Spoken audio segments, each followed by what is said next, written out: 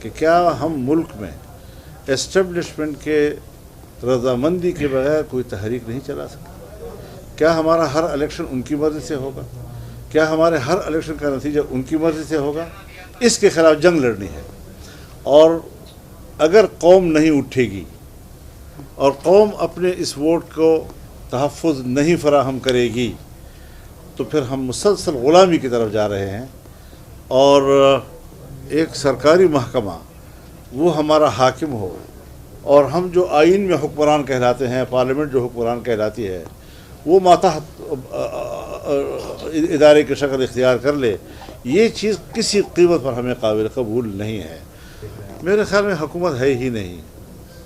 بس کچھ لوگوں کو اچھے اچھے مناصب مل گئے ہیں، اس کو انجوائے کرتے رہیں گے، باقی کچھ نہیں ہے۔ یہ جو آپ اپنی تحریک اب چلا رہے ہیں دھاندلی زدہ الیکشن کے خلاف، کیا آپ سمجھتے ہیں کہ بغیر اسٹیبلشمنٹ کے ساتھ کے میرے خیال میں اب اس ذہنیت کو ختم کرنا ہے۔ سوال تو آپ کا اتنا لمبا ہے کہ مجھ سے زیادہ معلومات آپ کو ہیں، لیکن اس ذہن کو ختم کرنا ہے کہ کیا ہم ملک میں اسٹیبلشمنٹ کے رضامندی کے بغیر کوئی تحریک نہیں چلا سکتے؟ کیا ہمارا ہر الیکشن ان کی مرضی سے ہوگا؟ کیا ہمارے ہر الیکشن کا نتیجہ ان کی مرضی سے ہوگا؟ اس کے خلاف جنگ لڑنی ہے، اور اگر قوم نہیں اٹھے گی اور قوم اپنے اس ووٹ کو تحفظ نہیں فراہم کرے گی تو پھر ہم مسلسل غلامی کی طرف جا رہے ہیں، اور ایک سرکاری محکمہ وہ ہمارا حاکم ہو، اور ہم جو آئین میں حکمران کہلاتے ہیں، پارلیمنٹ جو حکمران کہلاتی ہے، وہ ماتحت ادارے کی شکل اختیار کر لے، یہ چیز کسی قیمت پر ہمیں قابل قبول نہیں ہے۔ اب ہم اپنی جماعت کے طور پر ہم نے اب تک 3 جلسے کیے ہیں، 3 عوامی اسمبلیاں کی ہیں، اور عوام کا جو اس پہ رد عمل تھا بہت ہی حوصلہ افزا تھا، اور انشاءاللہ آپ 1 جون کو مظفر گڑھ میں بھی اسی طرح کا عوام کا ایک رد عمل دیکھیں گے، کس طرح وہ اس جلسے میں آتے ہیں، اور یہ ہوتا ہے کہ آپ اپنا موقف جو ہے وہ دنیا کے سامنے بھیج رہے ہیں، اور انشاءاللہ اس میں ہم کوئی کمی نہیں دکھائیں گے انشاءاللہ۔ موجودہ حکومت کی عمر سر آپ کتنی دیکھ رہے ہیں؟ موجودہ حکومت کی سر عمر کتنی دیکھ رہے ہیں؟ میرے خیال میں حکومت ہے ہی نہیں، بس کچھ لوگوں کو اچھے اچھے مناصب مل گئے ہیں، اس کو انجوائے کرتے رہیں گے، باقی کچھ نہیں ہے۔ مولانا صاحب، آپ نے ہمیشہ مفاہمت کی سیاست کی، اور آپ کا نام اس لحاظ سے بڑا قابل قدر نظر سے دیکھا جاتا ہے کہ آپ مفاہمت کے زرداری صاحب کے بعد آپ بھی مفاہمت کے بادشاہ، تو ابھی کوئی مستقبل میں ہے اس طرح کا کوئی چانس کہ آپ دوبارہ نون لیگ کے ساتھ جو ہے آپ مفاہمت کریں؟ دیکھیے، لفظ مفاہمت ہے تو اچھا لفظ، برا لفظ تو نہیں ہے، لیکن جب اپنے ہی چھوڑ کے چلے جائیں